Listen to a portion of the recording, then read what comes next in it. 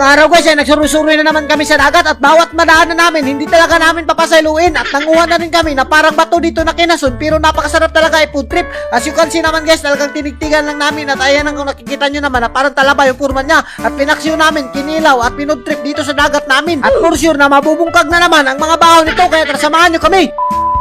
What's up sa inyo guys? For today's video dahil pupunta tayo ng dagat ay nandam na nga namin yung magagamitang pandagat namin yung trapal na napakasarap talaga at binundak ko na at ayun ang initsa na yung kaldero dahil magpapaksiw tayo dun sa dagat at transisyon na kagad tayo, umalis na kami na napakaganda talaga ng motor namin. As you can see naman guys, yung daanan talaga namin dito ay sobrang libaong talaga at nahihirapan ka at sobrang subinahon pa, parang nasa langit ka na kapag pumunta at medyo lumugsong ka pa dito, mag-ingat ka baka badasmag ka. At sa puntong ito ay umabot na kami sa parkingalan ng aming dagat at pag abot namin dito ay may nakita sa agad si Ivy kabaw niya, binugaw niya na dahil sobrang kulit. Pag napungot si Ivy sa kabaw na yun, ipufood niya na. At speaking of food trip, talagang mapufood trip kami dito dahil kasama namin sila mama at papa. Mangunguha na naman kami ng mga iba't ibang klase ng mga kinason at lahat ng madaanan namin hindi namin papasailuin. As you can see naman guys, napakaganda talaga ng ambience ng dagat ngayon at nagsima-sima na nga kami ng kapatid ko ng saging. At ayun na nga sa puntong ito, inandam na nga nila Ivy at papa yung mga tutukudan namin ng trapal dahil dito kami sisilong dahil sobrang init dito at baka mapagtungka.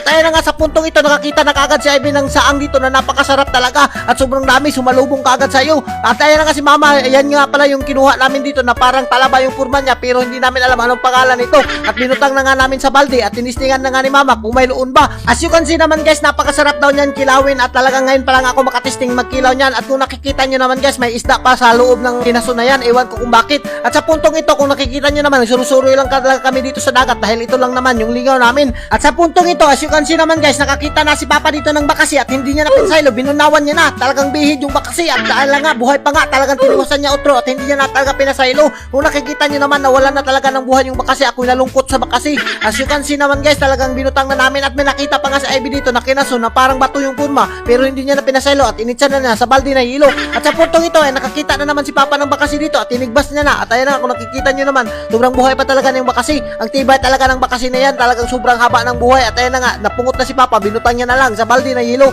As you can see naman guys, dahil sobrang tigas talaga ng bakasi ng buhay niya.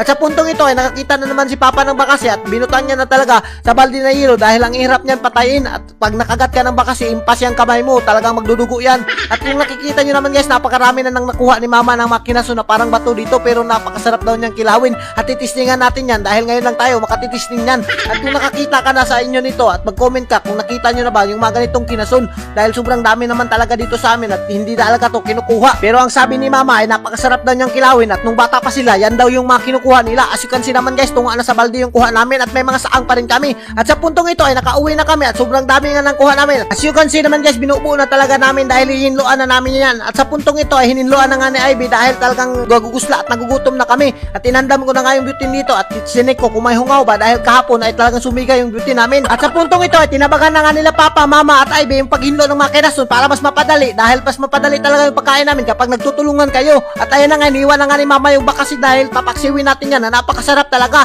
Kung nakikita nyo naman guys, sobrang rami talaga ng mga kinason namin at sinabuan lang namin ng dagat para mas masarap yung kinason kapag pinaksiw mo. At ayun na nga, tinakang na nga ni Ivy sa beauty na napakasarap talaga. At habang tinakang namin ng kinason at yung mga pinaksiw namin na bakasi ay tinigtigan na nga ni mama yung makuha namin na parang bato at yung forma niya ay parang scallop na napakasarap talaga. Sobrang mahal daw to sa abroad pero dito lang yung sa probinsya ay pinupulot lang namin. At kung nakikita nyo naman, tinulungan ko na para mas mapadali dahil nagugusla at nagugutom na kami. As you can see naman guys, napakasarap ng unod talaga niyan kapag kinilaw mo, kunin mo lang yung itom dyan dahil haras-haras yung itom niyan at hindi mo na makain. As you can see naman guys, talagang binilisan na namin dahil nagugusla na talaga kami dito.